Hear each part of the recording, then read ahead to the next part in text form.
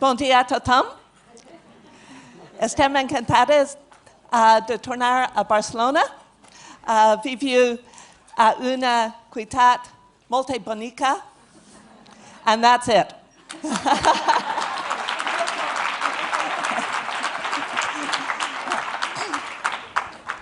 We are very grateful to be here.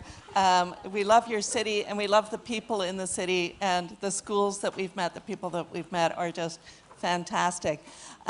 We apologize that we're going to be speaking in English, and we make a commitment that we'll know a few more words in Catalan when we come back next time. The comments from your director were absolutely right on, and what we'd like to do in the time that we've got together is reinforce why the direction of the department is so wise. And some of the things that we've learned over the 20 years that we've been working with networks that can reinforce the direction that you're taking. So just quickly, we do come from British Columbia, Canada, the far west coast. Hands up how many of you have been to Canada? Lots. And to British Columbia?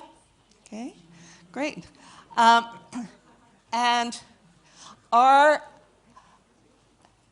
province, in our country, education is provincial. So we're talking about our experience in British Columbia as part of a federal system.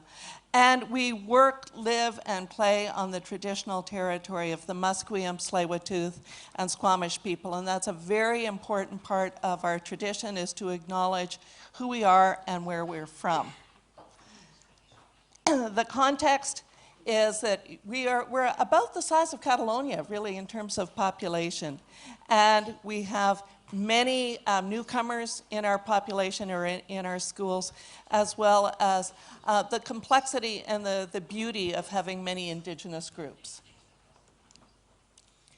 One of the things that we have learned, one of the important learnings that we apply within our networks, is that you show your influence by what you give away.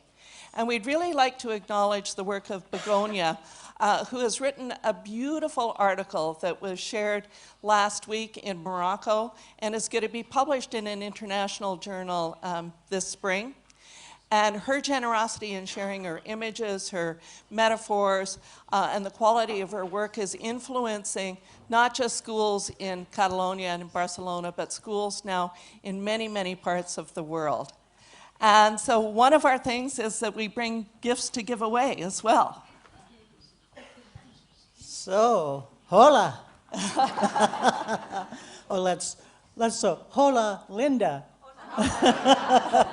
Two Catalan words. Yes, giving things away. I loved what your two department people had to say. And when we go back tomorrow, on Friday, we hope our department will say the same thing. It's taken us 20 years to get to where you are now. So in 5 years, you will have transformed your system. Give yourself a round of applause. Pat the person next to you and say, hola, wow.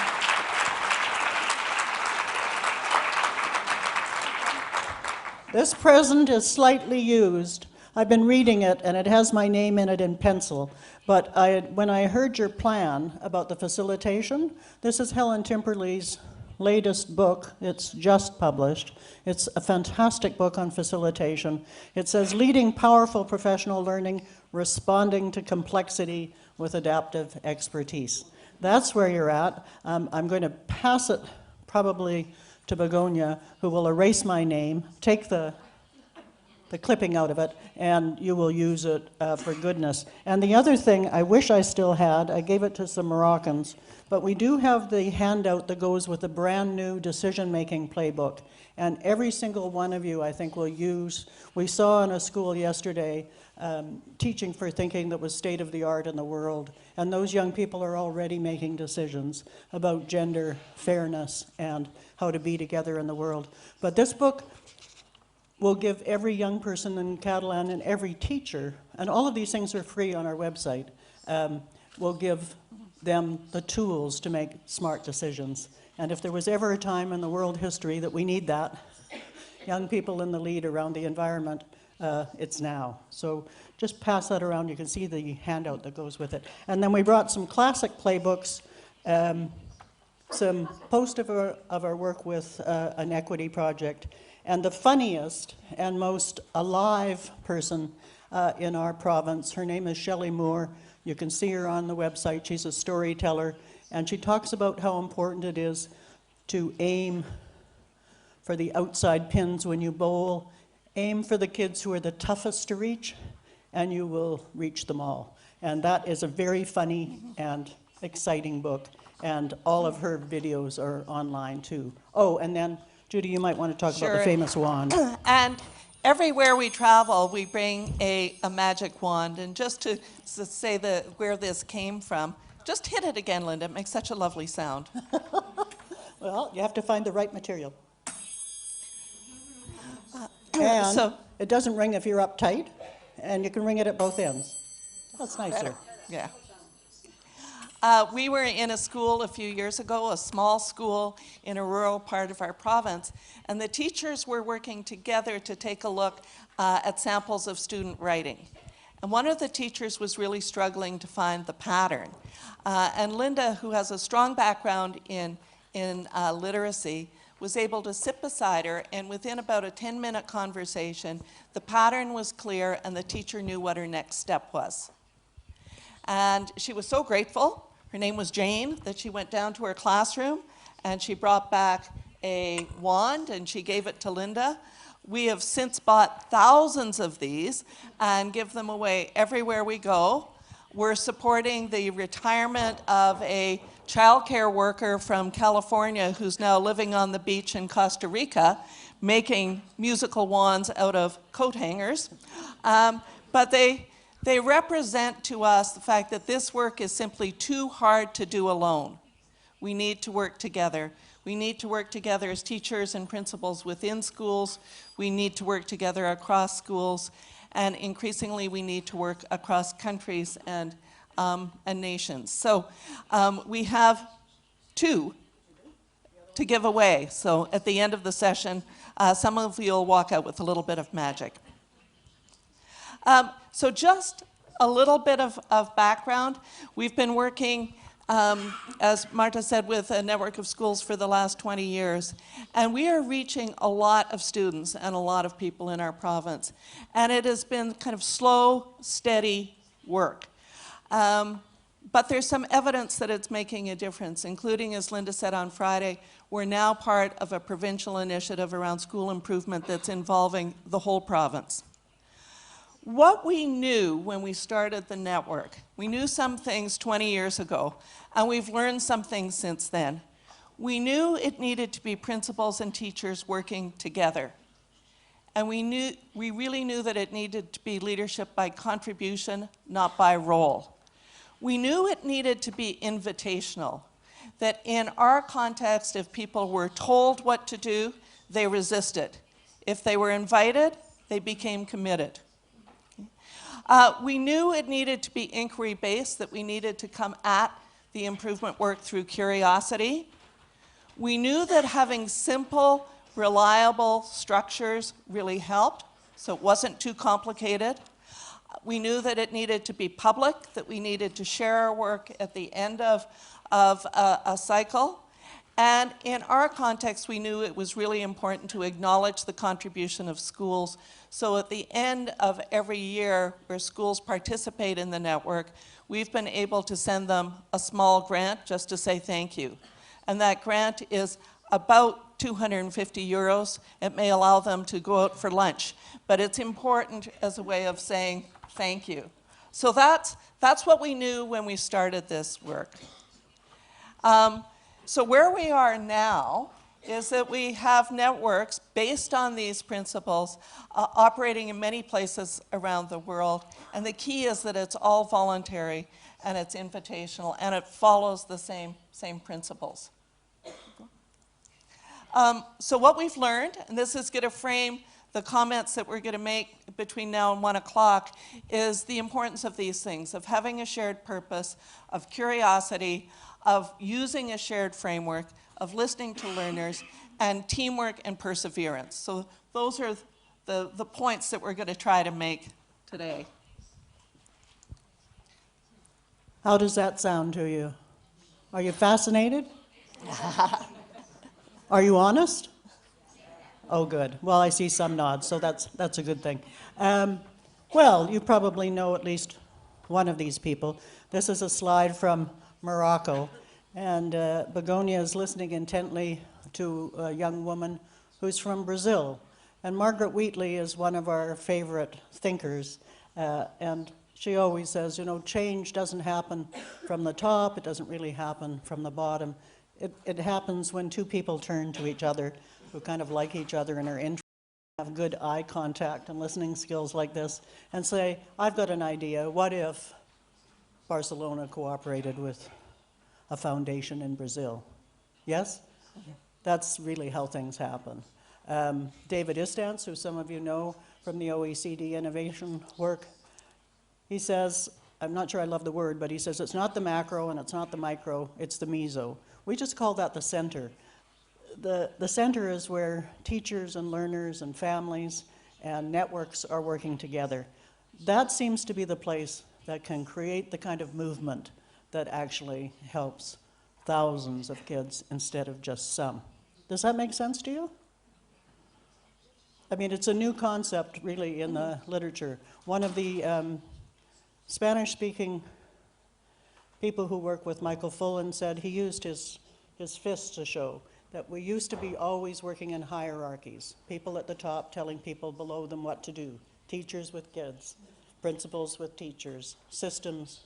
But now he says it's side by side. It's like this.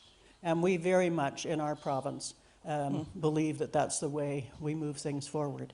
And we think that you are well on your way in the Catalan to being able to get this done in 5 years, to switch from this top-down teaching where we're telling all the time to side-by-side teaching. We saw it at a local school yesterday. It was a beautiful sight. So we think that now this is part of our pre-doctoral postmasters teaching.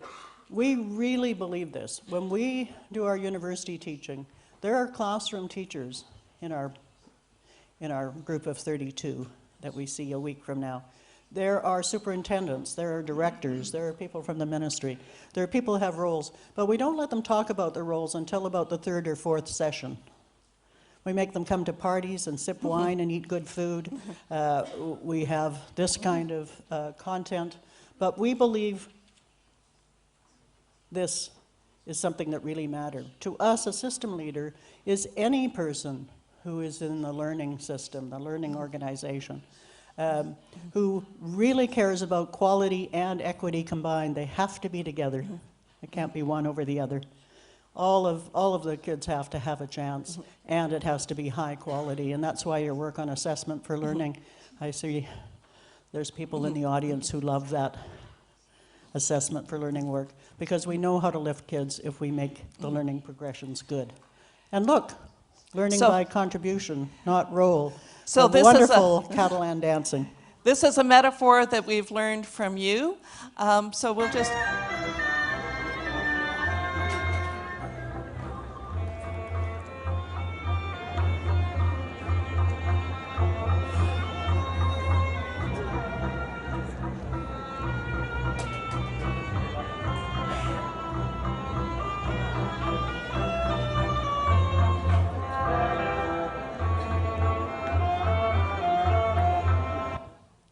So just turn to the person next to you and say, what does the Sardana have to do with leadership by contribution?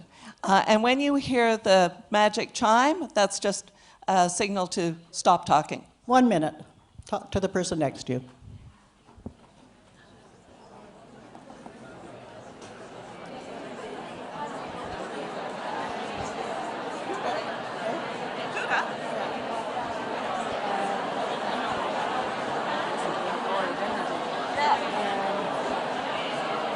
So, We're done at 12:30. no, we're done at 1 o'clock.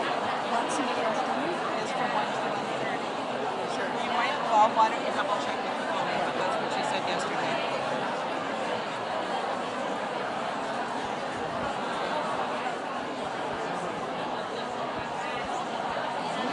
So I think purpose is next, and if you do that,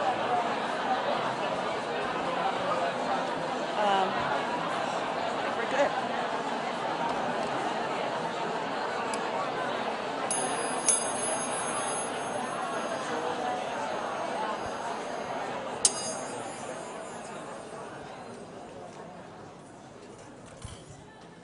Molto gracias. So what we saw in the Sardana is that it's community. There is a wisdom holder that leads the work, but it's pretty much invisible to the observers as to who's leading and to who's following. So we just love this image, and if you didn't recognize it, that is Begonia. Encouraging us to participate, but we were too shy. So the big idea is that we all have a role to play, and we all make a contribution to this work. So one of the things we would say from our networks, and the networks in Australia and Sweden, for example, and England, is you have to collectively decide on a shared purpose. Now, often governments do, and often ministries do, but it's the people who have to embrace or create these shared meanings. Do you believe that in the Catalan? I bet you do. And what we found is that we have to have those goals in a sense that the profession itself creates. We haven't found in 20 years of being in the international school improvement community that states that just tell people that they must improve, that captures the hearts of teachers. It has to be conversations where we capture each other's heart, because it's hard work. And so we use this acronym of HARD, that the goals have to be heartfelt. We have to bring them to life, and this is a very creative place, so that part's easy here. They have to be required by our conscience, our sense of ethics, and they have to be difficult. BC teachers are not motivated by tiny little, let's get it, the reading score is up by 1%. That doesn't capture their imagination. Our educators, and we would be amongst them, we're captured by big, hard goals, and we're just going to show you our three. We're not saying that they're perfect, but they do belong to the people. The first one that the network created was this one, that every young person, every learner in our province would cross the stage. We have a ceremony, we wear a hat and put it on and cross the stage, and that they'll cross the stage with dignity. They've always been treated well in school. They'll have a sense of individual purpose to make the world a better place, and they'll have genuine options for pursuing that purpose. So if they want to be a wonderful maker of tapas in Barcelona, they've got the culinary skills and the language skills that they can make that happen. We are passionate about this goal. We're getting closer, but we're not there yet. And it might take us our whole lives to get there, but we're determined collectively. That's our first goal. It's the biggest one. This was the second goal that came in to our work. And yesterday we heard from a wonderful educator in the meeting, in the workshop, who was doing the walking curriculum, taking her learners out every day and walking. Is Yolanda here? Nature. There she is. You changed the color of your sleeve. She was in pink yesterday. I was going to say the pink sleeve lady. Wonderful example, and this morning I was reading about a teacher in Winnipeg who is out. Winnipeg is the coldest part of Canada.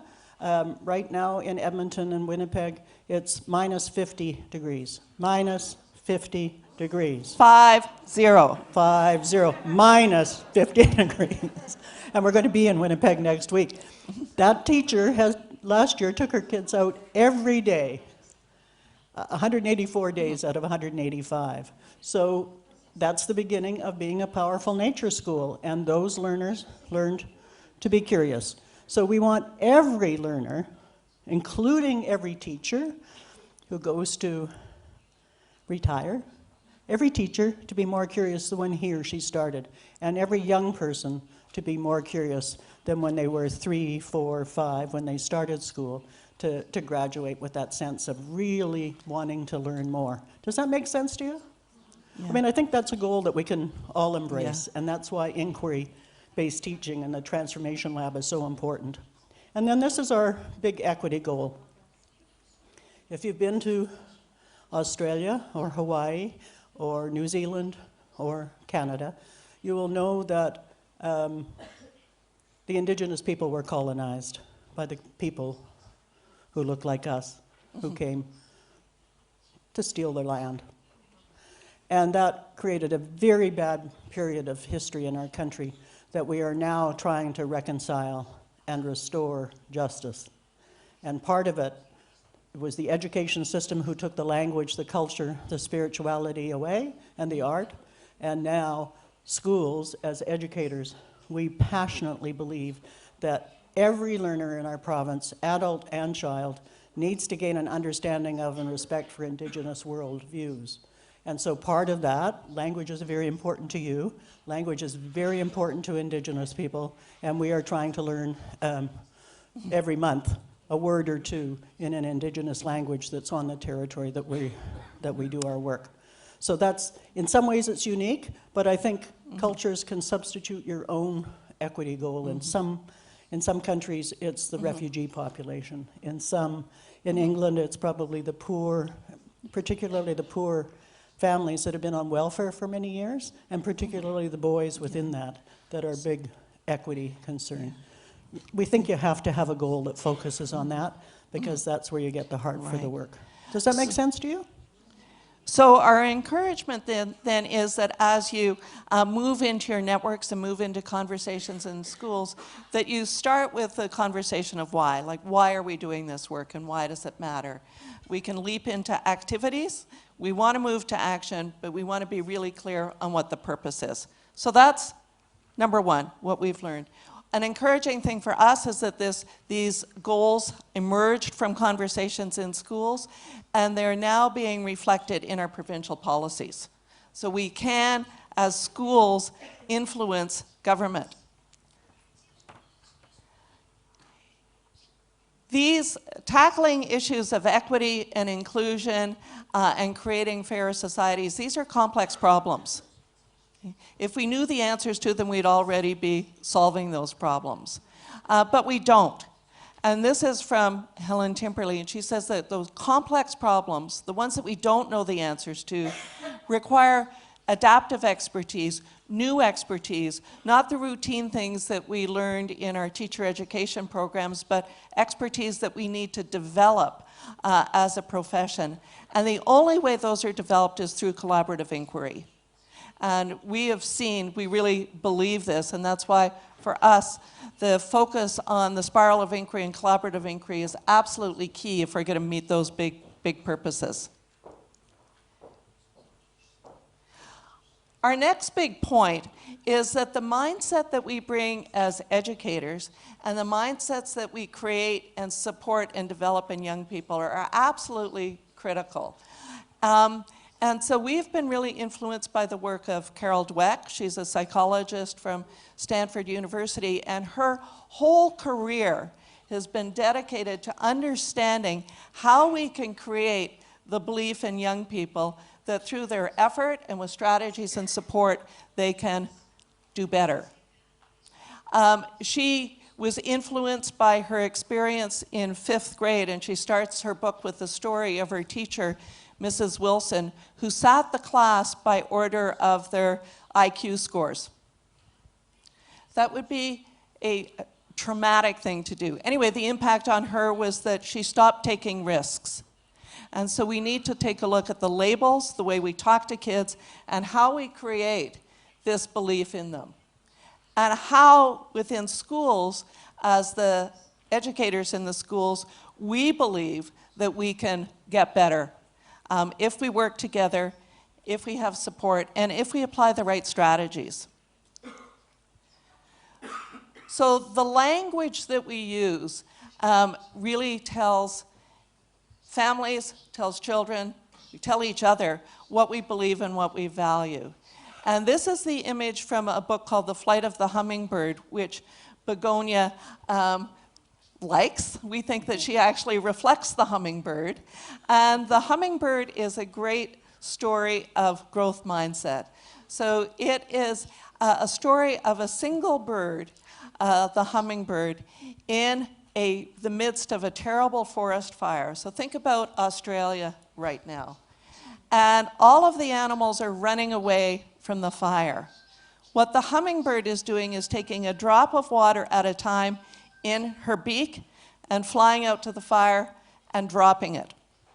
And the other animals say, "What are you doing? You know, you're crazy. This is not going to make a difference." And she said, "It's the one thing I can do."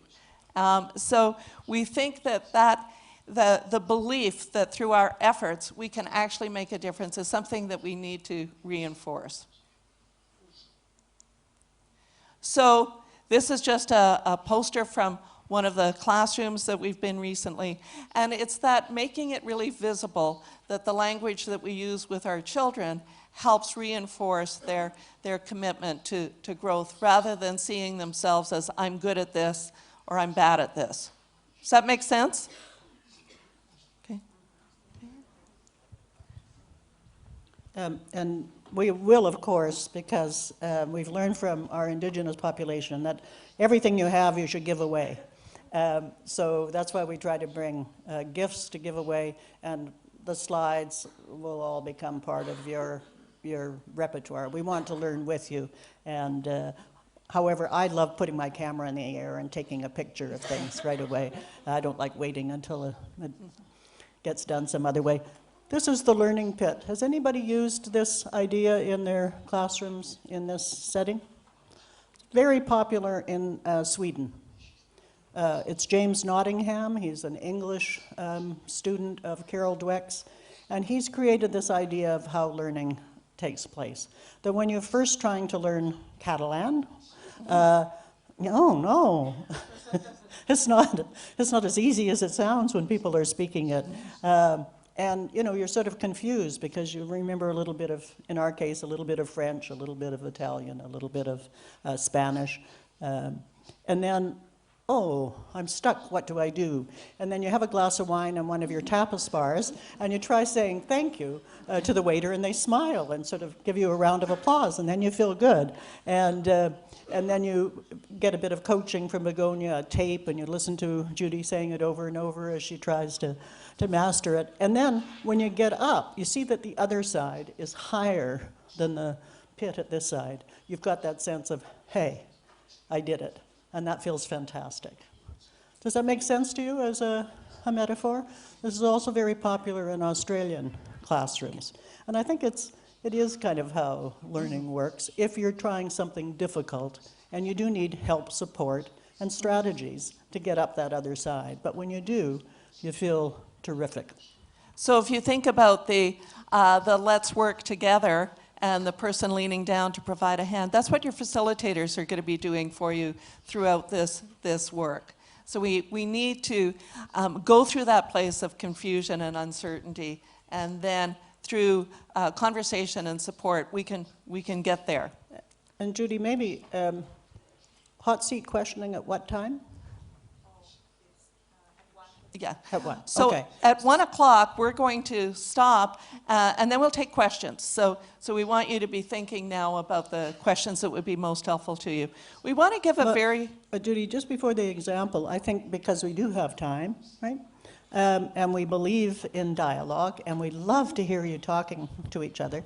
How many people have used growth mindset language and teaching in your classroom, your work? Whatever, growth mindset. Put your hand straight up so we can see. Okay, why don't you have a 2-minute conversation with the people sitting close to you? Just, does that idea make sense? Do you think in your department that having a growth mindset, are we in the pit or are we coming out the other side? Would that be useful? Is that a useful metaphor to teach young people in Catalonia or not? Just have a quick conversation and be as loud as you want because we like it to feel festive, okay, like a party. 2-minute conversation. What do you think of growth mindset?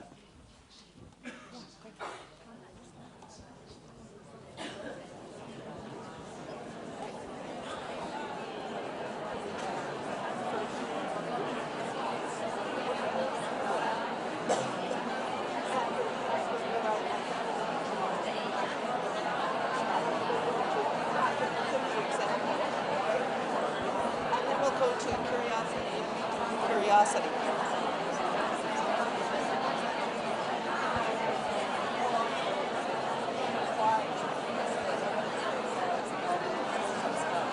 And then we'll do the spiral together.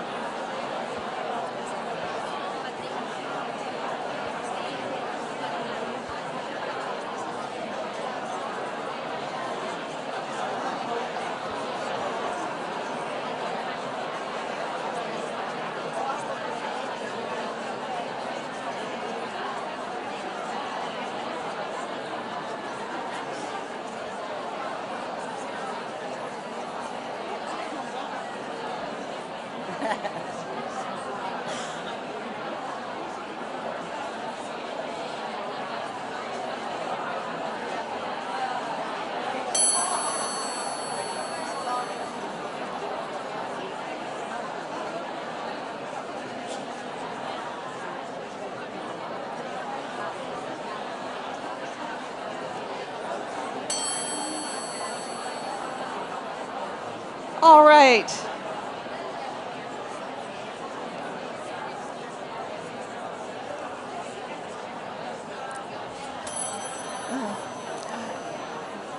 Okay. Exactly. You have exactly the right attitude. The chime never means freeze or be totally quiet. It just means in the next couple of minutes, please bring your conversation to a quiet close. It doesn't mean stop, because the dialogue is important. How many people thought they might embrace the idea of growth mindset and a little bit of learning pit? Anybody? Okay. So at Yeah. one point in my career, I was a counselor in a secondary school. And I would meet with parents and students at interview time. And if I had a euro for every time I heard either a parent or a child say, "I'm no good at this, I'm no good at math, I'm no good at French, I'm no good at Catalan," and that's because, you know, my father wasn't or my mother wasn't. Like they attribute it to somewhere else, and we need to break that habit.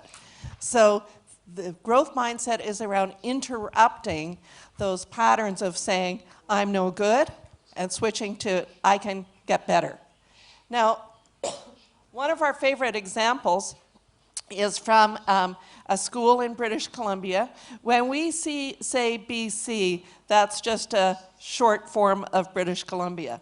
So a school in British Columbia, the teacher was determined to develop a growth mindset, or more of a growth mindset, with her 12-year-olds. And she knew she needed to model it herself. So she started the year by saying, you know, "Class, this year, I'm going to be asking you to learn all kinds of difficult things. We're going to do it together. It's going to be challenging, but you're going to make it." She said, "But it only seems fair that I learn something new this year too. And you can decide what it's going to be." So you can imagine the response of the 12-year-olds that they were going to assign a task to their teacher. So they went off into groups, and they were just having a blast, and they came back and they said, "Miss, we can't just assign you one. We've been watching you, and this year you need to learn 2 things."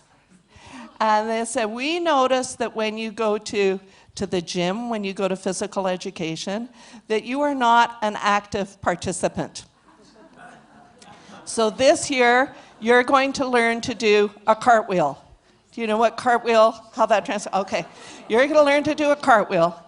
And we've also noticed that you are reluctant on social media. So we'd like you to tweet about it." And so she said, all right. They had such a good time. The children brought her YouTube clips. They gave her coaching advice. They set up her phone. They got her a Twitter account. And her colleagues in the school thought she was crazy. They thought, why would anybody do that? However, what they saw over the year was how much fun that class was having and how much fun the teacher was having. And the next year they decided that they would all do it.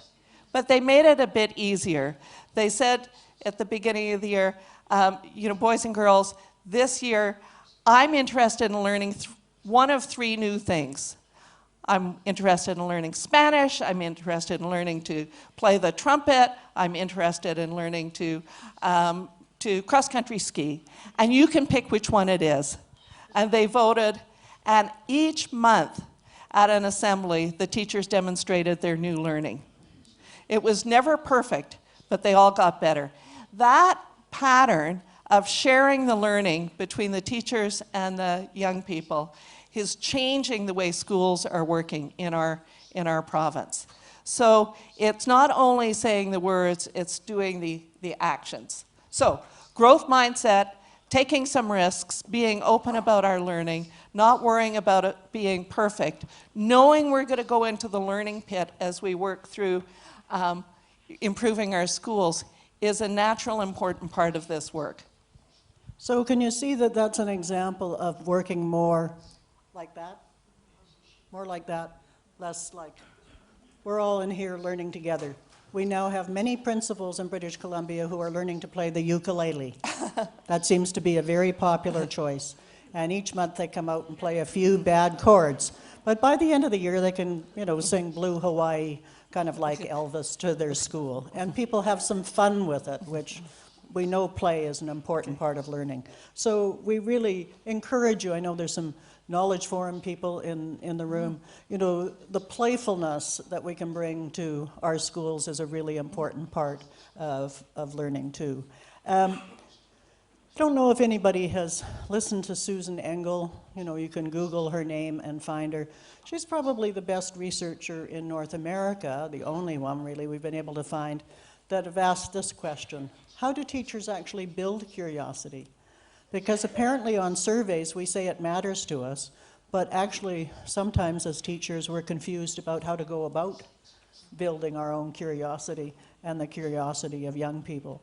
And so she used as the example of curiosity, she went into the class of 10-year-olds in the States with her graduate students, and they taped lessons and they watched for moments when young people voluntarily asked questions. We were in a school yesterday where the young people were asking hilarious questions about the digestive system. I won't tell you what they are, but I loved their curiosity about that. So, how do teachers build curiosity? This is a chance for you to guess the three findings with the person sitting next to you. She found, with her graduate students, 3 things that the teachers who regularly built curiosity were doing that the other teachers weren't doing. Got the idea? Some were doing it, some weren't. What were those 3 things? They're quite simple. They're things we can all do. So we want you just to have a few minutes of prediction. We're not going to humiliate you by asking you for your answers. We're just enjoy the conversation. Remember a classroom that helped you be curious and think about what it was like. What was the kind of culture of it? How did it feel? All right, and we're going to go crazy and have 3 minutes. We'll actually time it for you to think about curiosity because it's a good research question. How do we get that transformation? We'll wrap it up. 3 minutes. How do you build curiosity?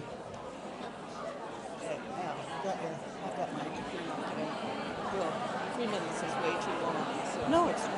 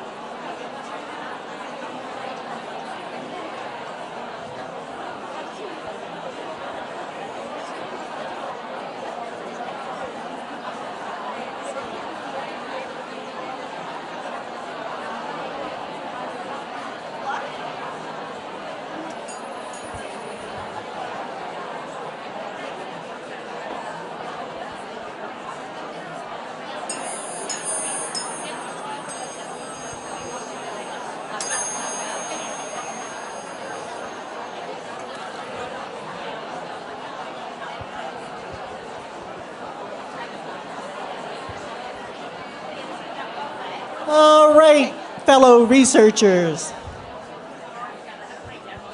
We want to be evidence-informed. How many people actually talked about curiosity, first of all? You know, it's dark in my classroom here. How many of you talked about curiosity? Oh, some at the back. Excellent. Thank you so much. You made me feel good. Here's the first one. The teachers smiled. So in Canada, we used to say, do not smile until Christmas if you're a teacher. You'll lose control of your class. If we followed that advice, yeah, I can see some people have had that instruction. We were killing curiosity because a smiling teacher sends a different message. I love research like this that we can actually use. There was a beginning teacher in the session yesterday. She's already researching the spiral of inquiry and asking great questions. She's going to Skype at the end of February. You know, she will not enter her career in that way. Number two, the great reveal. They talked in an encouraging manner. If a kid raised a question and the teacher was kind of on a roll, they didn't say, I'm sorry, Marta, I'm teaching. They said, put that on the wonder wall. They built it in. They did something. And even the ones who were doing hands-on science often were so into their lesson plan that a kid who was curious, they didn't stop and be encouraging. Does that make sense to you? Kind of intuitive sense? Okay, and here's the third one, which I just love, and maybe this one's a little harder, but I think not. It's that the teachers demonstrated curiosity by talking about things that they were interested in and sharing what they love to do. And those stories were particularly powerful if you were teaching a 5-year-old. I saw a sweet little boy yesterday at the school yesterday, he was tired, talking about a story about yourself when you were that age and how you always felt sleepy. The story isn't as important as the fact that you shared a little bit of who you were as a person. Does that make sense, those 3 findings? Would you say, just show me with a thumbs up or a yep, if you think those are things we could all do and that we could, you know, share in a staff meeting? It would be the same, would it not, for parents? If you want your kids to be more curious, we're working as the whole of Catalan to have kids be more curious because that's going to give them a better life. Smile at your kid, occasionally try to be more encouraging, and tell them little stories about what you were like, or what, if you're a grandparent, what your kid was like when they were the same age as the grandkid. These are curiosity-enhancing things. I highly recommend the book. It's called The Hungry Mind. Curiosity can become a hunger, which if it's for a good curiosity is a great thing. So the link between the point around curiosity and the spiral of inquiry is that we believe that for young people to be curious, they need to be surrounded by adults who are curious. Does that make sense? Okay. And we heard from one of the Spanish teachers that was in the workshop yesterday about the importance of happiness, that we need to demonstrate that our joy of learning and our joy of working together and our own curiosity. So the link for us is how do we create the conditions within our schools for teachers to stay curious and to leave more curious at the end of their careers? Because this is about reaching high quality and high equity for all of our learners. So these are important questions for us to be thinking about. And that leads us to the spiral of inquiry, which is a process of collaborative inquiry designed to build educator curiosity. And we want to acknowledge kind of the roots of this work. This is Professor Helen Timperley, who's from the University of Auckland in New Zealand. And she, if you're not familiar with her work, she is the leading researcher and expert on what kind of teacher professional learning actually makes a difference to young people. In our country, we invest a lot of money in professional learning. We have speakers come in, we go to conferences, and very little of that makes a difference. She was looking at what does. And our work with the schools in British Columbia, we are learning and seeing what made a difference. And so we got together with Helen and spent a couple of years designing and thinking through what she's learned and what we've learned. And when we heard her research, we knew that we needed to collaborate. So there was a 3-year, well-supported literacy initiative across New Zealand. Every primary school was involved, focused on reading and writing. And that program brought facilitation, brought resources, brought support, and after 3 years, the program ended, as happens. And her question was, what happens afterwards? So I'm going to try to make all of these intelligent Catalan educators into a human graph. Are you ready? You need one arm. Okay? So literacy was pretty good in New Zealand. Reading recovery was invented in New Zealand. So the results were kind of like this. They were pretty good. At the end of a few years of focused help with a facilitator and lots of government support, where do you think the results were in the schools? Just show me with your arm. Up. And they stayed up. That was really good. Yes? You like the research so far? Here's what happened for the young people, let's say it was in Barcelona, the young people who came from families where their families hit them, where there wasn't enough to eat, where the sleeping conditions weren't very good. They were like this. The kids who needed the learning the most got the best results if the schools kept the literacy strategies and added the inquiry process. Only then. So when we saw these results, that inquiry, teachers figuring things out together in a collective, and smart strategies, that you got the greatest equity results and it stuck, we thought this is something we need to explore. Does that make sense?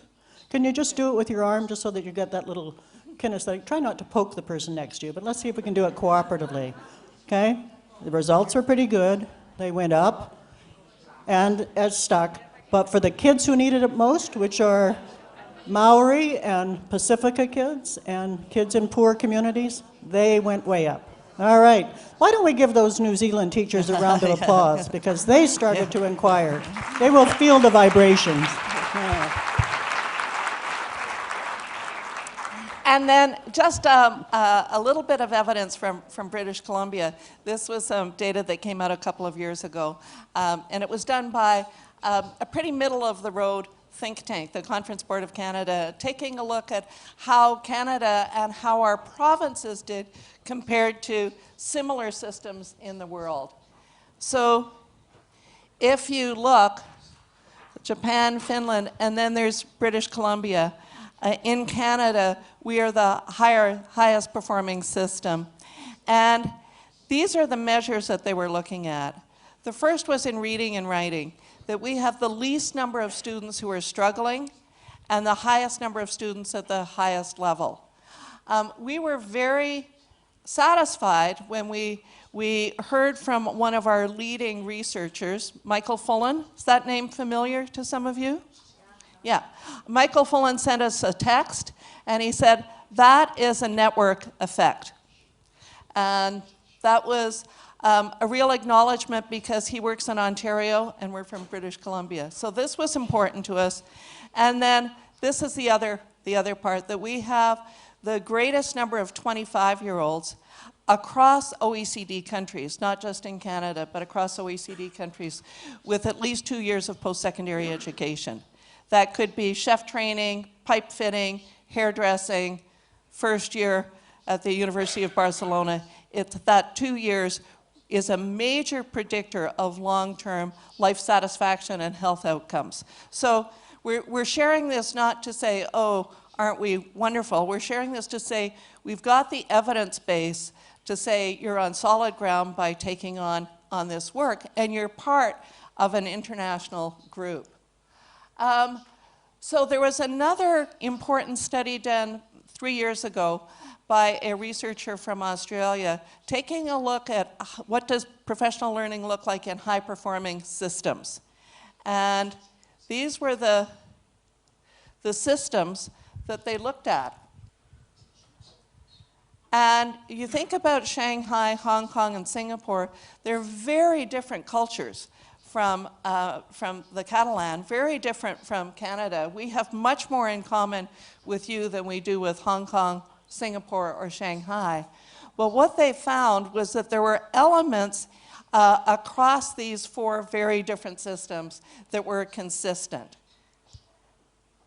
And this is what they were. So thinking about your approach that your director talked about, that it's inquiry-based, the professional learning, it's collaborative, it's linked and coherent. That means we're working together and working together against some common purposes, that it's led by the profession, and that we'll take our time. Yes? Did you hear that in the comments from your director? You say, aren't we lucky to be working here? Because you are. Okay? So the original work, we worked with Helen. We wrote a longer book. We've written some articles. And the playbook is the distillation of those ideas in a shorter form. And we're just going to walk you through the stages. And we know that some of you in the room already have experience with the spiral. And again, we'll provide some opportunity for you to chat about what you think. Maybe we could ask, how many of you are so familiar with the spiral of inquiry that you could join us on the stage and talk about the stages? I bet some of you are. I know they are. Yeah, there's Yay, Marina! There's Begonia. Where's your other colleague? Where's Vicky? Is she here? Yeah, they're hiding. Oh, there she is. Okay. Well, you know, they will explain it to you over time and in a deeper and more powerful way. But the whole thing is, many forms of school improvement start with information that's very, very far away from the classroom. Sets of PISA results, test results from national agencies. The United Kingdom, England would be a good example of a system like that. But nothing has changed in social mobility. Nothing has changed in more kids having a chance. We work in England with whole education. Their schools are making a difference, but the system of a whole isn't. Teachers don't seem to be motivated by that far distant information. But teachers are motivated by the learners that they work with. So our process starts with looking at what's happening with the learners right in front of us and asking them a few questions. So the big difference, as Linda said, is that we start by asking what's going on for our learners. We're going to take a look at the data sets. We'll take a look at the assessment information. We will also value teacher observation, teacher judgment, teacher knowledge, and we'll listen to the learners. So we'll talk about the key questions that get this program or process started. But the key thing is that we always come back to asking what's going on for our learners and how do we know?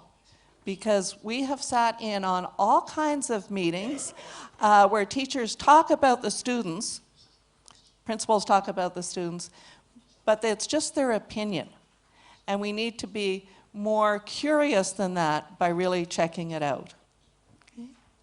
We wanted to wake up the little 5-year-old boy that we saw in the classroom and say, "Why are you sleeping?"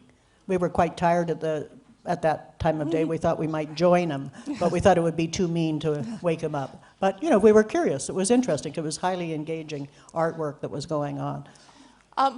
So we'll just give a quick example. This is from an English school. And I think there are, I think that all of you can relate to this. There was a class coming through the school that every teacher dreaded. It was, oh no, here they come. Have you ever heard that? Well, we have in Canada. It's, here they are, kind of, get ready. And this class was now in year 5, so they were 10 and 11 years old. It was mostly boys. There were 2 teachers working together, and as they were engaging in the spiral of inquiry, they started to say, what's going on? Like, what's going on for these boys? And they asked them. And they asked the boys, you know, how do you see yourselves as learners? What are you learning? Why is it important? And they heard some very powerful language back from the boys who said, we are losers, we're useless, we're bad, nobody likes us, we're bullies. And they took that language that they heard from the boys and they posted it up in the staff room. And as the staff came in and saw this language, they were shocked because it was all of the things they'd said about the boys themselves. Okay?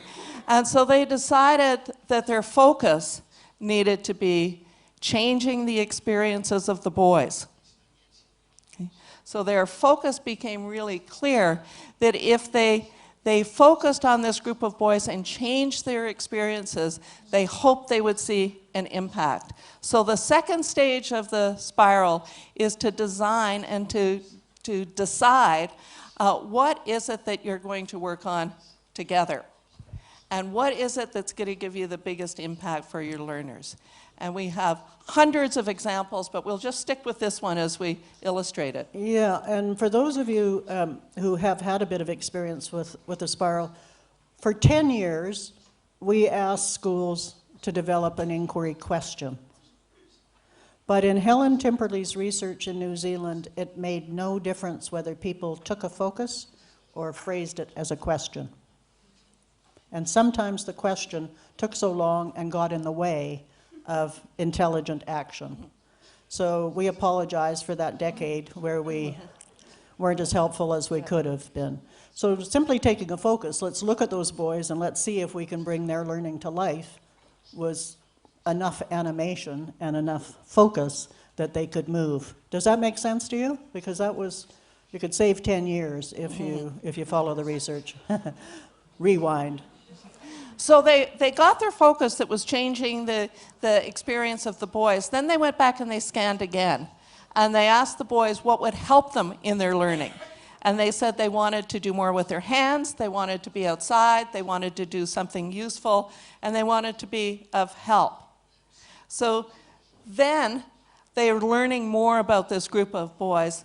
Then the next stage in the spiral is hunch. And I know this word doesn't translate perfectly into Catalan. Some words are very culture specific. But hunch in English means it's just a guess. It's just an idea. It's not necessarily the truth, but we need to surface possibilities. And the hunch is around how are we, the adults, the teachers and principals, the educators, contributing to this situation for these students. So it's not around blaming the families or the government or the community or the kids. It's around our actions. So the teachers in this particular school said, you know, we design our day and the kids are sitting in rows working quietly on paper and pencil tasks most of the day. Do we get them involved? Do we listen to them? And so they really had a conversation about their practices that were contributing to these boys being disengaged. And maybe my hunch, if I was at that school, drawing on the walking curriculum colleague here, maybe my hunch would be, gee, I'm sort of afraid to take the kids outside at the beginning of the day. Afraid I'll lose time from my pressures, and afraid that I won't be able to bring the young people back into a, you know, an orderly, self-regulated system that I think I've got right now, that's quiet at the beginning of the day, that makes me feel good. That's a hunch. That's about my practices and a little bit about my risk and vulnerability. Putting that out on the table is a very healthy part of this work because we've mostly, both my parents were teachers. You know, teachers' kids, particularly, I think we were trained to be perfect. You know, don't make a mistake. And that really is then becomes hard to learn because you're so fearful of dropping or not pleasing or whatever. And I think that putting hunches out and saying, you know, maybe my idea when I started teaching 10-year-olds that a really good teacher got them doing reading and math first thing in the day, and it was tough because their brains were the most rested. Maybe that isn't the best way. Maybe it's better to get young people more self-regulated by moving and doing something interested in nature. So the work of John Ratey from Harvard, he wrote a terrific book called Spark. And it's around how both emotions and learning can be regulated through activity. And one of the key findings was if we have brisk activity, 20 to 30 minutes, where we get our heart rate up, it could be walking fast, it could be going for a run, it could be dancing, at the beginning of the day, that we're much more ready to enter into learning. And so there were a couple of things that these teachers looked at. They looked at so this is the new learning part. They looked at the evidence around regulation, behavior, activity, and emotion. And they also looked at some research on hands-on work for boys. And there's some very good research on that. So they learned some things. So the key part of this is that we're going to learn in areas and in ways that are most appropriate to our focus area. Okay? And that requires some organization within the school. And learning doesn't need to be coming to a conference like this. It could be seeing another school. Maybe it's visiting Yolanda School and seeing what they're doing with the walking curriculum, or visiting Christina's school and seeing what they're doing with Philosophia. So it could be visiting another school, it could be reading a short article, it could be watching a YouTube clip together, but there is going to be an infusion of some new learning. And in this case, and I want to talk a little bit about this because I think it's really beautiful, the teachers talked to their whole class. They didn't ignore the 3 girls. They talked to all of them and said, what's something that we can do that would really be helpful to the rest of the school? And so the children interviewed the kindergarten, the 5-year-olds, and discovered that they would like to have 2 kinds of playgrounds. They'd like a playground that sparked their imagination, and they'd like a playground that was kind of more like an adventure. Those 2 can overlap, right? And the young people together, this group, built those 2 playgrounds to the specifications of the 5-year-olds. Well, now all these young people are school heroes. And the reputation of the school has changed in the community because the community had a bad impression of the school because of these kids. And everything changed because of how they acted. So the checking stage. The checking stage is asking, are we making enough of a difference? So in this case, it was very clear they wanted to change the attitude and the experience of the boys in this school. But it may be something, so, you know, there may be all kinds of ranges, but the key thing is that we need to know what difference are we trying to make at the focus stage. We're not going to wait until the end. So it's being really, really clear. And then we go back in. So this is a way of professional being. It's not a project. It's really the way that we think, and we know that good teachers and principals work all the time. It's just making it much more explicit. And what we found is that the language and having simple shared language really picks up the pace of change. So in your networks, if one school is working with another, and you can say, well, what have you learned from scanning? You know what you're talking about. Okay? Or if you say, how are you going to check? You've got the common language, so it's that shared framework that really helps pick up the pace. The next really important point, well, yeah, we'll do this and then we'll give you a chance to talk some more. The really important starting point is listening to learners. And we're going to encourage you to think about 2 big questions. Now, Christina was at the workshop yesterday, and she's already used the questions this morning and has learned something. So, so there's a research base for both of these questions. And our advice is don't ask a question if you're not prepared to act on what you hear. that make sense? Okay. Okay. So the first question comes from the work of Kimberly Schonert-Reichel. She's a researcher at the University of British Columbia, but also is working internationally and is part of the OECD 2030 work. And she's developed a very good survey that's used across all of our schools, but it has a lot of questions in it. And we asked her, if you were just going to ask one question, what would it be? One question that would give us some indication of the experience of learners in our school. And this is it. Can you name 2 adults in this school who believe you'll be a success in life, and how do they show you? Okay. So, how many of you have asked this question, besides Christina? How many of you agree that this would be important? Okay. Okay, the evidence around this is that if students, if young people, if learners feel a sense of connection and support and confidence in the school, their achievement goes up at least 10%. So there's empirical evidence around the importance of sense of belonging in the school. And another important distinction is this is not 2 people who like you or who care about you or who are nice to you. It's 2 people who believe you'll be a success. And Linda, I wonder if you want to demonstrate. We weren't planning this, but we're going to do it now. So we're in a middle school in British Columbia a couple of years ago, and we decided that we should try this out. So I'm walking down the hall. I meet this young man. Do you have any students that look like this? Okay. He's got his hoodie on, and I say, "Hi, my name is Judy, and I'm visiting your school. Do you mind if I ask you a couple of questions?" Use your type. Yeah. Okay.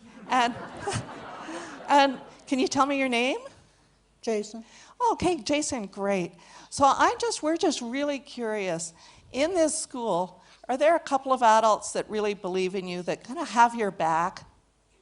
One. One, great. And who is that, and what do they do that shows you, tell me about that. Well, it's my social studies teacher, Mrs. Costanci. Every day I can feel the imprint of her boot on my ass crack. Did you hear that? Every day he could feel the imprint of her boot on his ass crack. Now, he actually said that.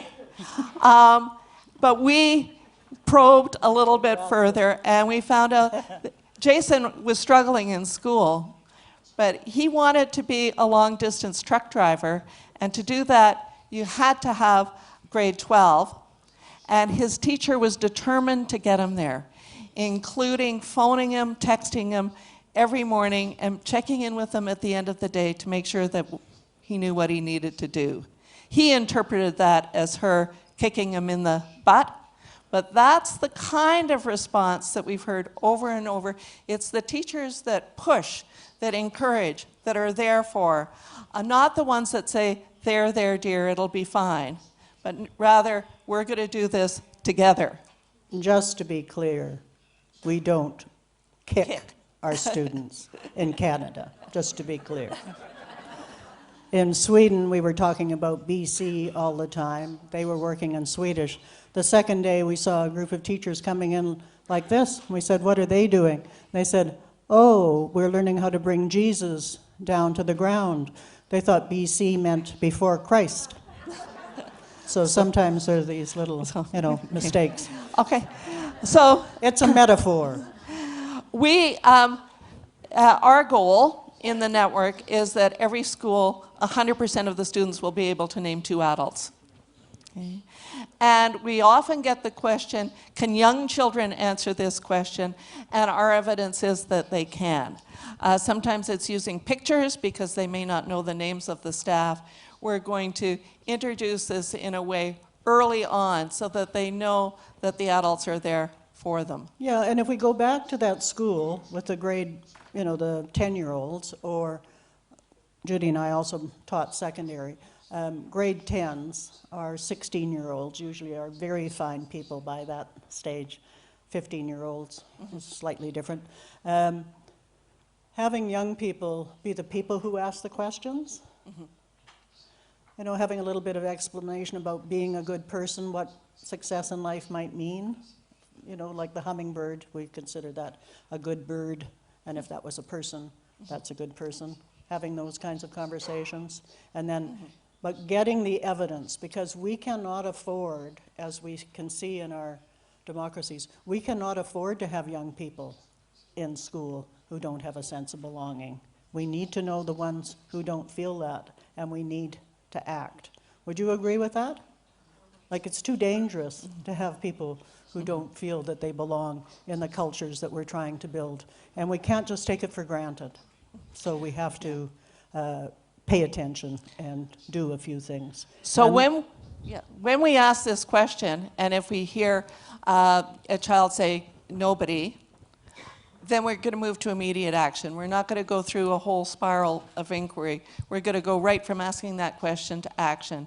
And the action that we have found, and there's a strong evidence base for this, is what's called 2 by 10. That means that if Linda is in my class and I ask her and I hear she doesn't have a clue and there's nobody that believes in her, I'll make a commitment every day for 10 days in a row, for 2 minutes a day, to find her, have a conversation with her about her interests, her identity, who she is as a person, nothing to do with school.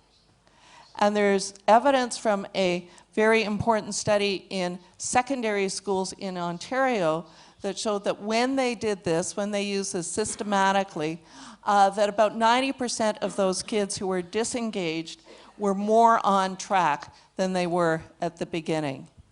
And what we've heard from some of the teachers who've been working with this is that after the 6th or 7th day, instead of Begonia waiting for me to find her, she'll come and find me, so that the students are seeking out the adults. So it's very, very important. So that's question number 1. Why don't we stop for 1 minute and just a quick conversation. What do you think about this question? Could you ask it? And what would you hope to hear? Your turn to talk.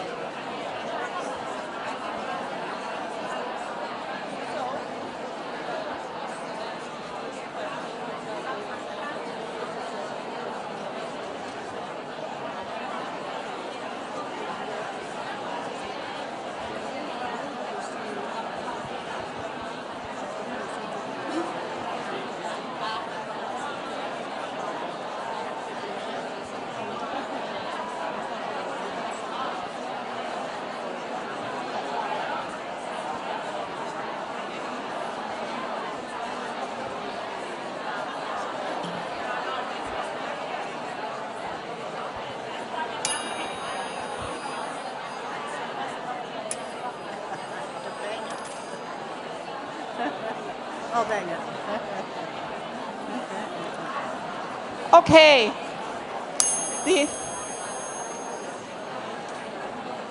This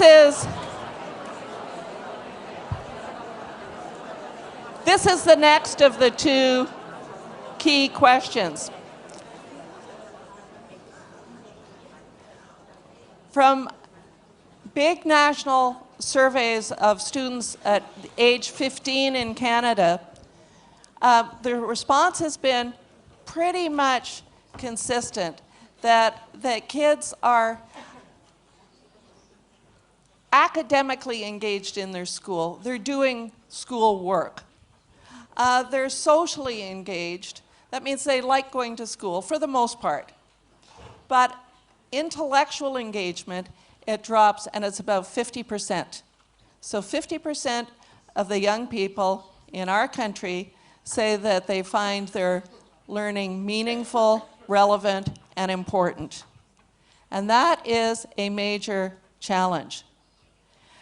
We've found that using the questions from the cognitive research of Helen Timperley and John Hattie provides a very good indication as to whether or not the kids are owning their learning and are actively engaged. Most young people can tell us what they're doing, what the task is, but it's very different when we say, what are you learning in mathematics, in philosophia, in fine arts, in language arts, and why is that important?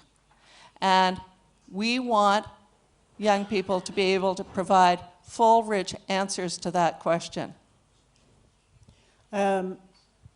Australian schools have a lot of money. So they've made these wonderful badges. I brought 3 of them because they're light to travel with. Yeah. And the strings are from Morocco. I recycled them. In Australian language, they say that the sign says, ask me. A young person wears it around his or her neck, goes to somebody that they value in the school, maybe the teacher librarian, maybe the principal, and says, ask me, what am I learning? How am I going? We say, how are you doing? And where to next? We have found that when we first wrote the book, we said ask 4 questions. Now we just say, just ask 2. Because if kids can't say what they're learning and why it's important, it's a waste of time and sort of discouraging to ask them the next 2. If young people, in that school we visited yesterday, I think I could have asked every single young person what they were learning to get better at, whether it was drumming or thinking or artwork or understanding the digestive system. I'm confident that if I'd had enough Catalan to ask them a friendly question, they would have been able to give me a detailed answer. But in many, many schools that we go into, including our own, there are many young people who can't answer the question of what are you learning in mathematics and why is it important, and don't have a clue that people do math outside of school. They might say it's important because we have to do more next year to get us ready. That's a disappointing answer. We want to learn how to, as a profession, really say why it's important to write persuasively and how that can help us build a better nation. You know, whatever it is, it has to be at that big idea, and it has to be, why would we want to do that? Does that make sense to you? Like, it's just going over our kids' heads because of, I think, digital media, and also because we have a hunch that we haven't spent enough time on that part. To say the big idea of what we're doing is to learn about the digestive system so we can make intelligent decisions about what we'll dine on, right? And that might be important for life or death, depending on the individual human being. Does that make sense? A bit more time on the big ideas and why. And then, absolutely, with Mercedes' help, you know, the whole assessment for learning repertoire then helps you answer the question, you know, how am I going? And you want to hear that the kid understands sustainability. The school in Morocco was working on that. And what's your next step? Well, I'm taking what I've learned at school into my household, and I'm changing the way we recycle there. Does that make sense? It's this big idea over and over and over again, checking to see if they're on track with us. So we had the opportunity of visiting this school yesterday with Rosa and Christina, and we saw a video, and I don't know if it's publicly available, but it was a terrific video about young people. I think they were probably 11, 12 years old, really looking at gender differences and equity challenges. And I am confident that if we asked them what they were learning and why is it important, we would have gotten very rich answers. The challenge for us to do is to ask. Because we were working in a school in Darwin, we're not going to show you this, but they had a focus on math. They'd forgotten to ask the kids.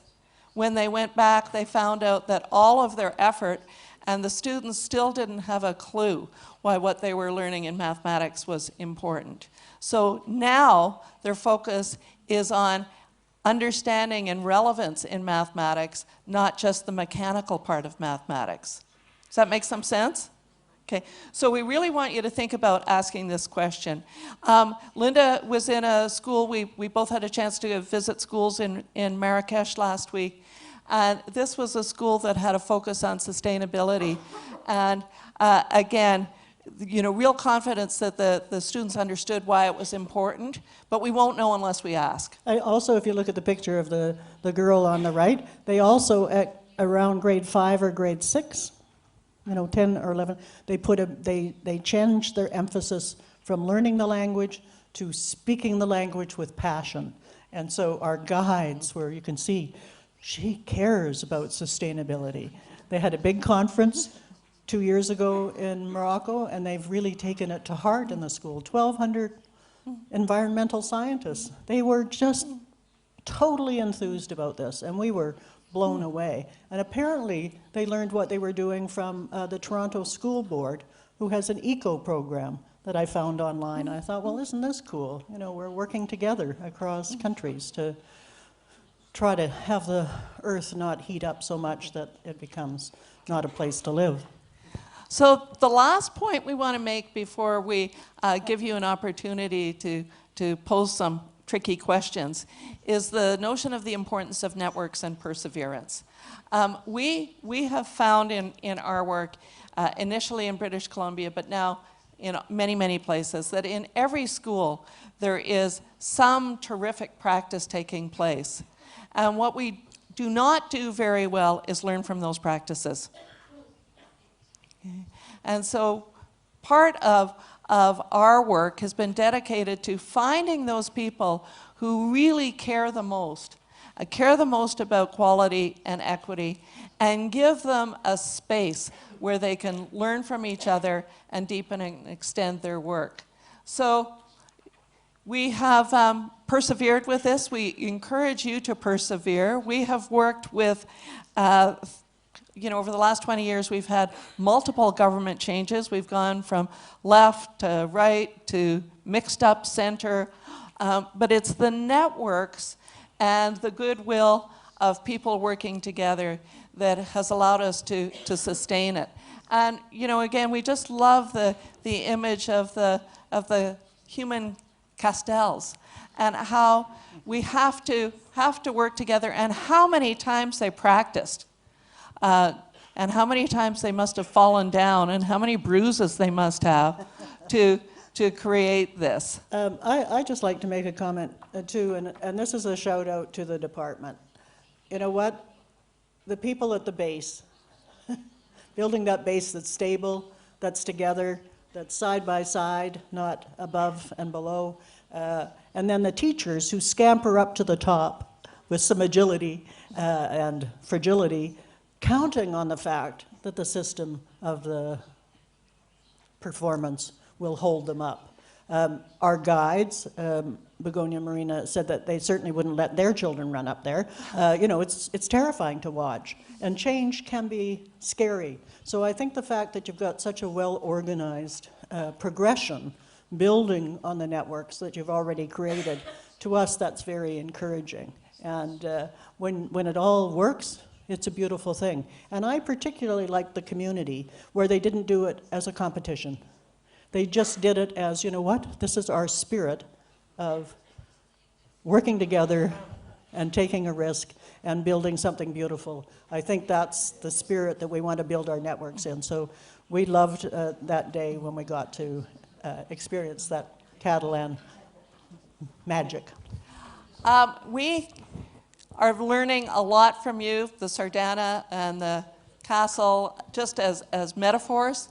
And we want to share one big learning from our culture, from British Columbia and from our First Peoples, we have a series of 7 principles of learning that go side by side with the OECD principles of learning. But the most important one for this work is that learning takes patience and time. And that in education, we have seen the desire for quick fixes to get on to the next big thing. You've got the idea, the next program that's going to solve all of our problems, and none of that works. What does work is us taking our time, working together, and sticking with it.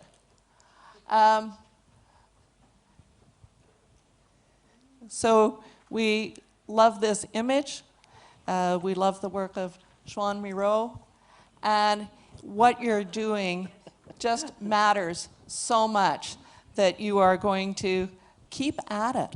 And beautiful things will happen. Yeah, I like it that the Miro, micro Miro, but a network of Miros is on the stage with us, because he's always been one of my favorite artists. I just want to say that this is your chance now. You've been talking to the person next to you. We're going to get some chairs up here, and hot seat questioning, you know, we're supposed to know something about this, so we'll take whatever questions you ask. We'll try not to give long answers, because that's kind of boring. But if you ask short questions, we'll give short answers that might help. But just, this will give you a chance to talk while we're getting organized. We'll give the things away at the end. If you look at the person next to you and you think, well, you know, this has been interesting, but there might be somebody more intellectually attractive to me behind me, feel free to have them join in your conversation for the next few minutes. It's just an invitation. You're probably sitting beside somebody you like, but just talk to somebody for a few minutes and see if you can generate a shared question. Okay? And then Begonia's going to help moderate this with us. That's why there's 3 hot seats up here.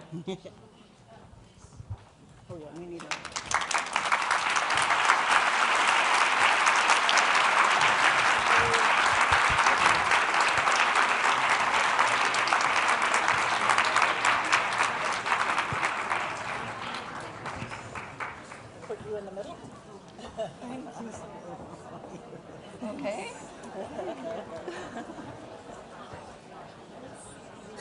Share the microphone. Yeah, we share the microphone. Yeah.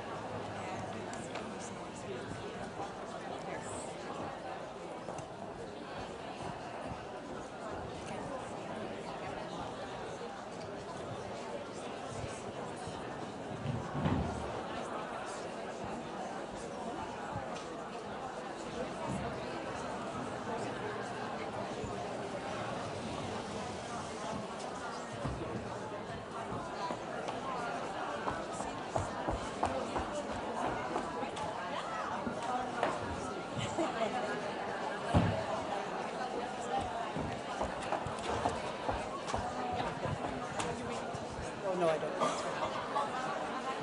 I got too excited.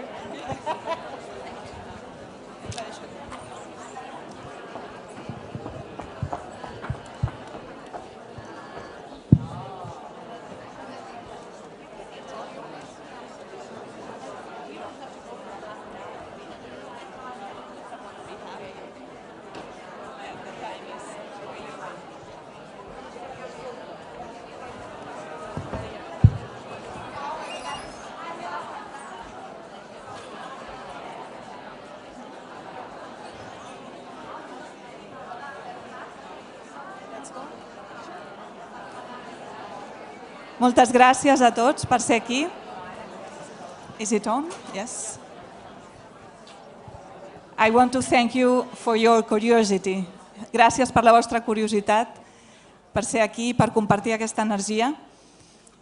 I ara se suma a l'equip la balladora de sardanes més famosa de la sala. La Linda i Judy van estar aquí per la Mercè i molta gent feia pont i Marina Gai i jo les van portar a les festes de la Mercè i elles van trobar metàfores per tot arreu i les van capturar. I ha estat una sorpresa que els agraïm perquè han fet com una connexió amb la cultura. Els va encantar veure que hi havia persones de totes les edats a la sardana i que era un ball molt inclusiu. I jo les vaig convidar a ballar, però serà la propera vegada. Doncs, si vosaltres ja teniu algunes preguntes, hi ha persones amb el micròfon, procureu que siguin curtes i si no és així, jo puc llançar la primera. Hi ha alguna pregunta ja preparada? Sí? Endavant. Susana, directora d'institut. Hola, bueno, moltes gràcies, donar-los moltes les gràcies per tot el que hem escoltat. Jo els volia preguntar, degut a que elles tenen aquesta experiència d'haver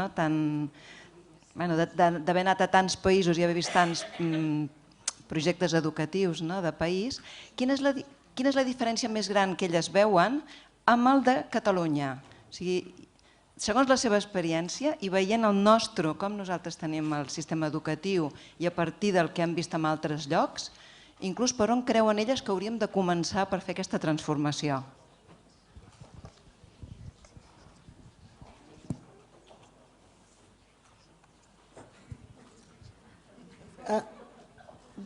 Well, that's an easy one. Yes and yes. Our main thing is do get started.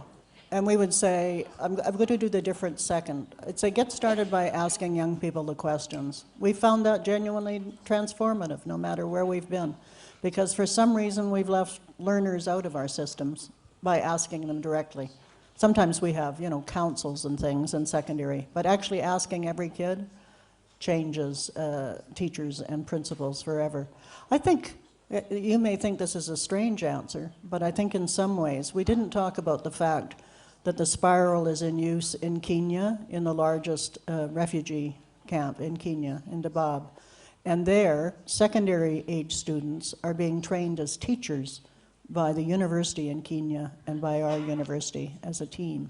And when you think of the lives of those families and those professors who are helping those young people learn to be certified teachers, they're getting a dual certificate, then I think it makes the rest of our developed countries, our global north, which Catalan is a part of, makes our work look easier. And the quality of the education that they're getting in that camp is so good that the families who've been able to move back to their home have moved back to the camp because the young people are getting a really high quality education. And I think that, I mention that because I think using the energy of young people to teach each other and to interview each other is a very underused resource. And so I think what's the same in Catalan, we haven't got enough of a sample, yesterday we heard from a few Madrid people, is, and if we use the elementary school as an example, beautiful work on philosophy for children. Those young people know how to think. Is there a well-organized way of them coming to your school and continuing to learn to think?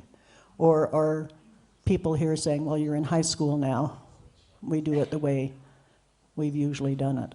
And I don't know, we don't know enough about Catalan to know whether those linkages are continuing so that young people can get the thinking competencies they need, because it takes a long time to build what we see, and it needs to be continued. So we would need to have more dialogue about that. Yeah, I'll just come in with a couple of points. It is great that you've got the government support for this work. And it is also great that your government understands that they can't control it.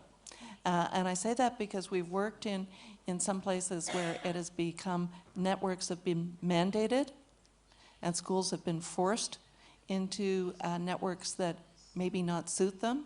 So there's that place of support, facilitation, but not mandating that everybody does it. What we found is that the learning grows as we get the strong examples rather than forcing. So whether that fits in your context, I don't know, but that's been important for us. The other point is, and it's building on what Linda said about secondary, is that we want to see primary and secondary schools working together, that in your networks, for us, we've seen it's been less effective when the networks have been exclusively primary or exclusively secondary. We need to be thinking more as a whole system. I think the other, we said we give short answers, but I just have to do a big shout out. Is there any place more beautiful and more interesting and more fabulous as a culture than Catalonia? No. This is the most fabulous culture, and you've created it for your work over time. So the next step, the network step, how exciting to just take all that energy and really move young people forward. I mean that quite sincerely. I've always loved. I saw the Sardana many decades ago and fell in love with it. So.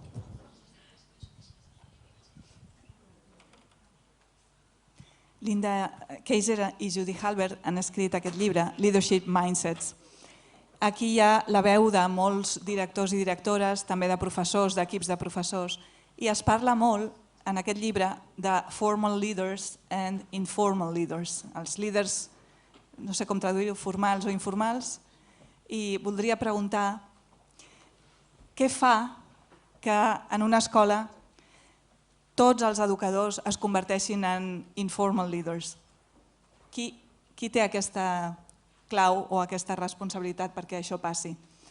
I com marca la diferència que només el director o la directora tingui la big picture o que tot el claustre tingui la big picture o el propòsit d'on anem?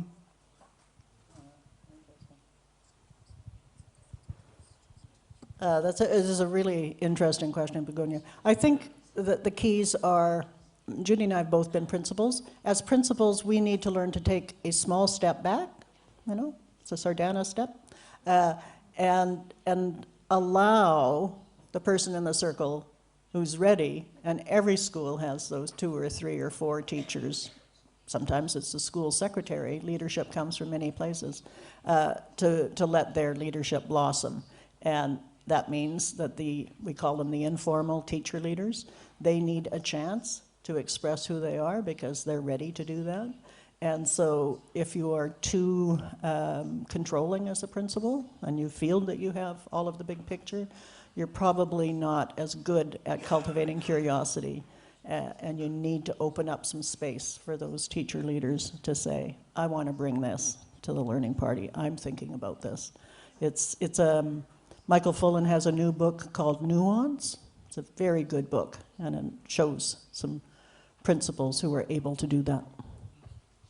I think one of the most important things that the formal leader can do is to make themselves vulnerable by trying something and sharing what they're doing. So there's some wonderful research on trust, and it says the person with the most power, real or perceived, in the hierarchy needs to be the person that makes themselves vulnerable first.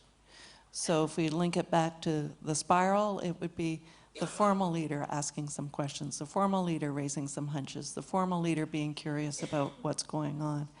And that provides the space for the informal leaders who maybe have been reluctant to participate to come in because they know that there'll be trust.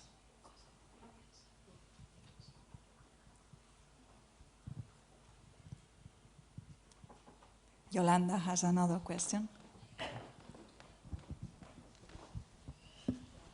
Hi. Here in Catalonia, we're experiencing that there's a big push from families to be every day more and more involved in school matters.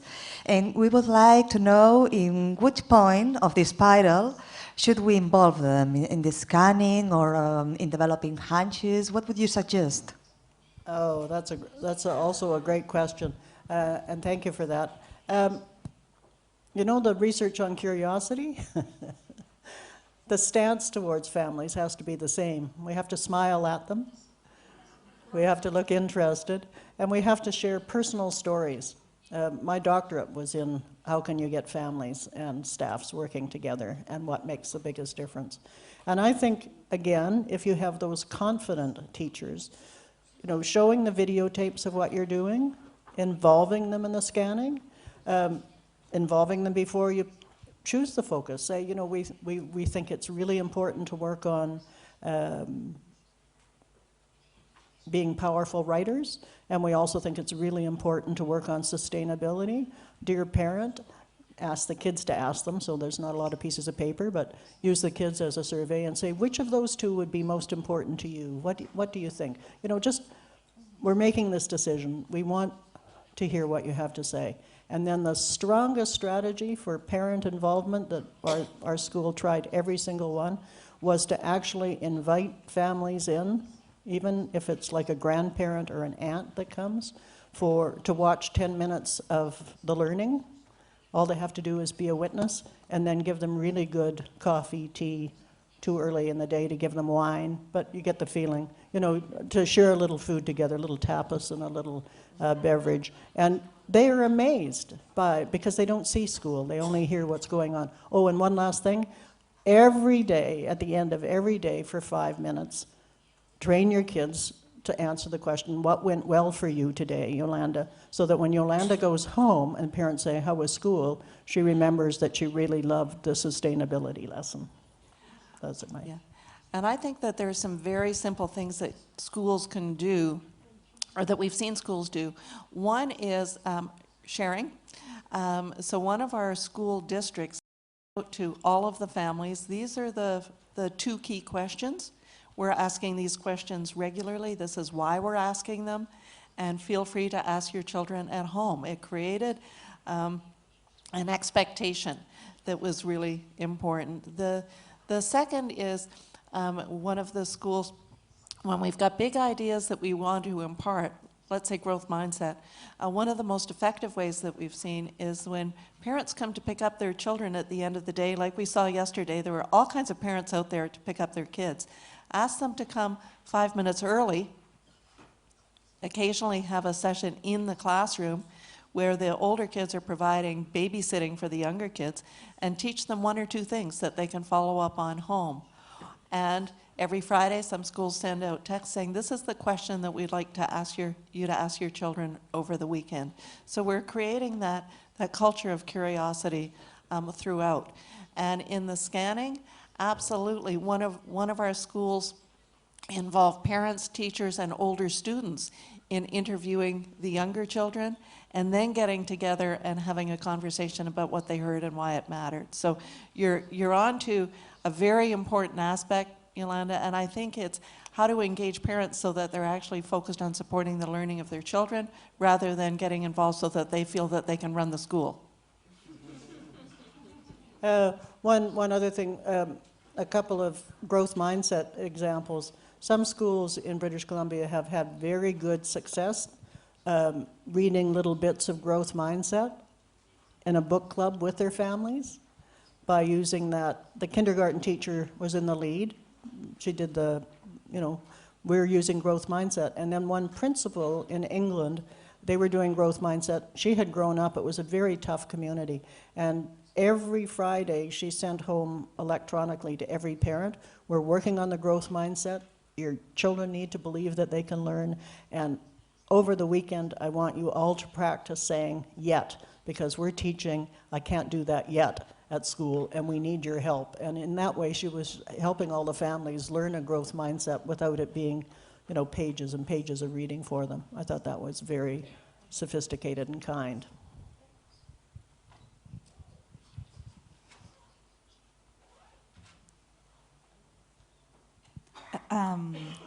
Us estan venint més preguntes al cap, segurament. Hi ha una cosa que m'agradaria compartir. És un marc de Graham Nuthall sobre l'aprenentatge i parla de 3 mons de l'aprenentatge. Parla del món públic, que és el que ha passat avui aquí, amb un coneixement que hem compartit, però un segon món que és semiprivat, que és el món de la conversa entre iguals, que és el que elles també han promogut i el que es promou a les trobades de professors i a les xarxes. Un món semiprivat és entre iguals. Imagineu els vostres alumnes parlant entre ells, construint significats entre ells.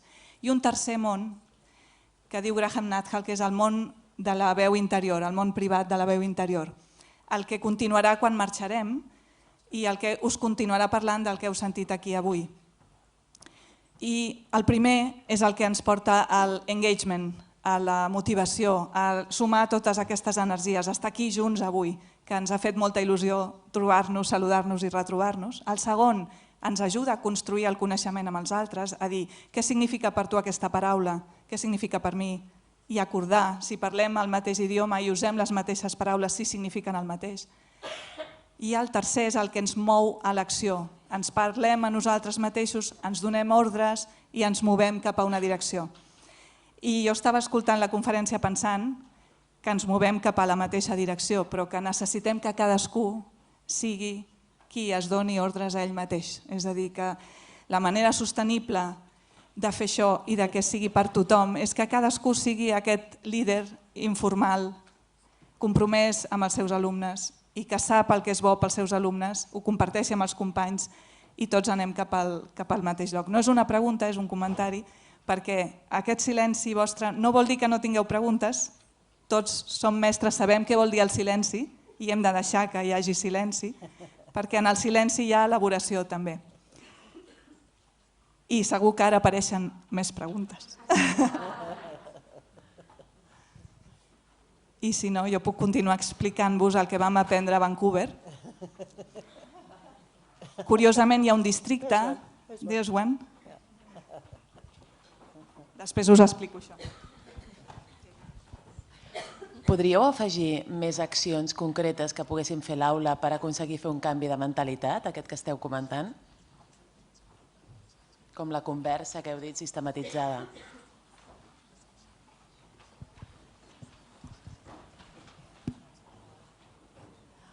There are countless examples on the website, not on our website, but if you Google growth mindset, you'll see terrific examples. I think one of the most powerful things that we've seen is where, you know that one slide that had the language, is when the language is posted, and instead of saying, I can't do this, say, I can't do this yet, this is too hard, I need to get some help to try a little bit more. So there's things around just simple language and helping children change the language and helping them correct each other's language when they hear each other saying, I can't do this, or too hard, or I give up. So just really simple strategies. And then modeling it ourselves is probably the most important. I think starting every day in a circle and starting with a positive question, teaching a little bit about the mindset, about how you can grow your brain, and giving some examples of athletes and different people who've tried things.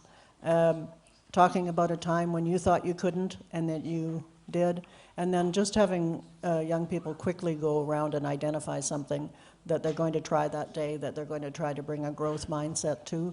That done regularly transforms classrooms. We have one district that does that. Every person does it every day, and that place now is getting close to 100% of their young people graduating, and a few years ago they weren't. So these small micro moves that seem very small, standing in a circle, everybody taking a turn, always a positive frame. What are you trying? What's next? Here's what happened to me, those little personal things at the beginning of the day. It's a transformation.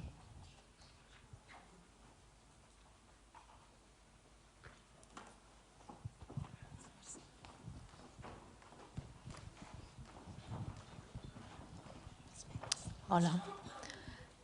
Aprofito que esteu aquí també perquè m'agradaria comentar la idea que porta l'espiral d'indagació és la idea de l'honestedat, la transparència, perquè el que fa és justament compartir significats des d'aquests valors.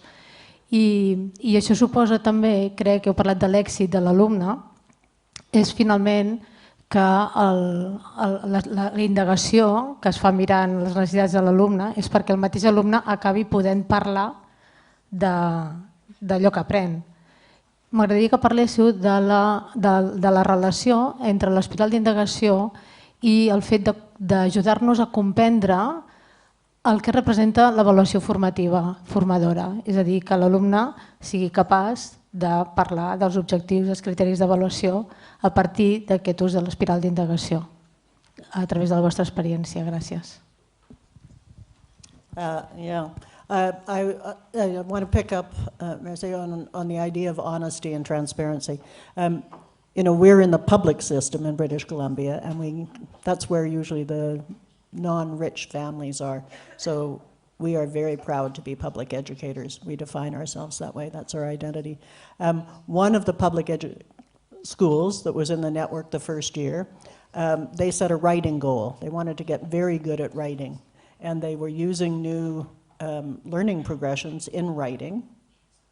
And at the end of the year, they found out that the young people were not one shred better as writers than they were at the beginning. Now, instead of hiding that from the rest of the network, they explored it. And what had happened is that in the year, they had gotten much, much better at having common, shared professional judgments about what good writing looked like. So in fact, the writing had improved, but what had improved the most was teachers' ability to judge and coach learners. The next year, writing went like that. So I think it's really important, we think it's really important, to tell the truth. No shame, no blame, no fame. Just figure it out, check, have the conversation, and then act. And if I had to pick one transforming strategy from all the different things that we could do, I would pick assessment for learning, and I would have every family watch Austin's Butterfly as that young boy learns to make a better scientific drawing. Because I think it shows families, and it shows learners, and it shows teachers what the process looks like, and that we are going for quality. That's what we're going for, as well as equity. And getting those learning progressions, those micro-learning progressions. It's January.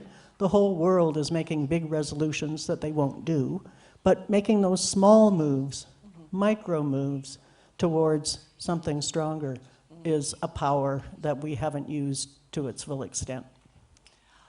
When we first started the network 20 years ago, our focus was entirely on formative assessment. We had learning progressions provided by the ministry in reading, writing, math, problem solving, and social responsibility. And the challenge and the opportunity that we were given was how to get teachers to voluntarily use these resources. And that's where we started the work, and we have not left that. So that question, what are you learning and why is it important, is directly connected to the first big strategy of formative assessment around learning intentions. The next question, you know, how's it going? If students don't have the criteria, they can't answer that question. And then what's your next step? If they haven't had the coaching feedback, they can't do it. So we have pretty well embedded in our schools in British Columbia now the notion of formative assessment and coaching for learning. That's one of the big strategies of the nature of learning. We've known that research since 1998 when it first came on, and we say to our grad students, where we have some power, we say, if we have the knowledge that assessment for learning leads to a big gain for our learners and we're not using it, that's the educational equivalent of malpractice, which sounds pretty harsh, but we can get away with that in our place. But we've got the knowledge around formative assessment. We know it matters. And one of the best descriptions of how we need to unlearn our assessment practices to create the space for new learning was the work that Begonia, Merce, Victoria, and Marina provided last year in Norway. So the world is learning from the way you're thinking here in Barcelona, but we couldn't agree with you more about the importance of that. We know that if we provide the coaching feedback to learners and put a mark on it, we're wasting our time. We need to just be providing the feedback that helps them see what their next step is. Does that make sense? It's only malpractice after you've heard about it, and then you say, well, I don't care. That's the equivalent to us of going to a Barcelona hospital, and the sign is on the wall, and it says, we're improving in hand washing, and only 85% of the people are washing their hands. It's not a comfort. You know, we think schools where 100% of staff are giving the big learning intentions, saying the meaning of what they're teaching, and then providing coaching feedback environment, that's a much better place for people to learn, and it always has been.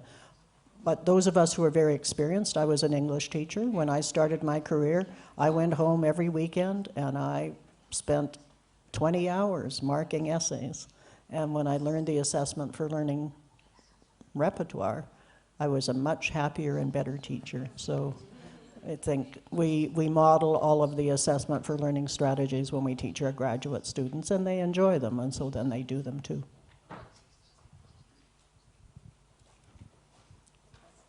Hi ha temps per alguna pregunta més, si voleu. Mentrestant, voldria afegir dues coses. Abans us deia que al districte de Delta, a British Columbia, l'espiral d'indagació es fa servir al 100% de les escoles. Han arribat a totes les escoles, però a tres nivells. A nivell d'aula, a nivell d'escola sencera, és a dir, el director o la directora amb el seu equip decideix què volen millorar per aquell curs. Seria un nivell meso, nivell micro, meso. I a nivell de districte, el propi districte es planteja una espiral per tot l'any i per tot el districte. I el que vam veure també allà, vam tenir l'oportunitat d'anar, és que els propis alumnes han integrat el llenguatge de l'espiral d'indagació en el seu propi aprenentatge i en la seva vida. És a dir, que al final es converteix en una bastida per tothom, en una bastida de pensament per la millora de tothom i per l'aprenentatge de tothom.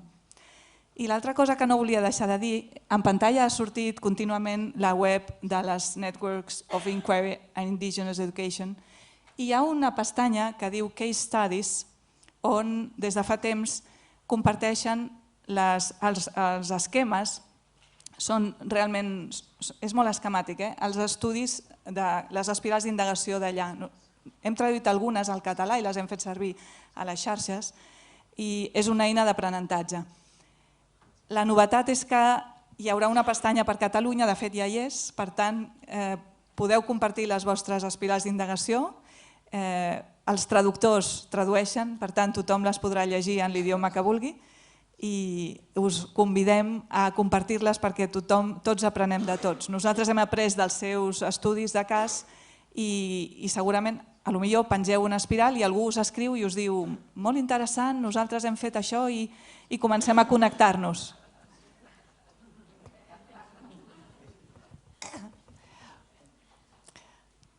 So I think Linda and I will be happy to respond individually if you want to get in touch with us.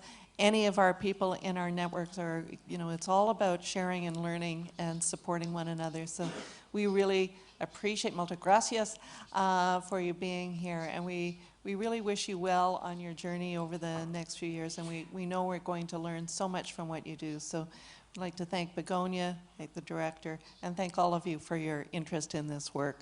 And I would just, I've said I've always loved Barcelona and the Catalonian area. From our Indigenous people said from time immemorial, for a long time. I've loved this area, so it's just a joy to be here. I personally think you invented tapas. I know the Spanish think they had something to do with it, but I think it's more, a Barcelona thing. And it's just such a great place to be.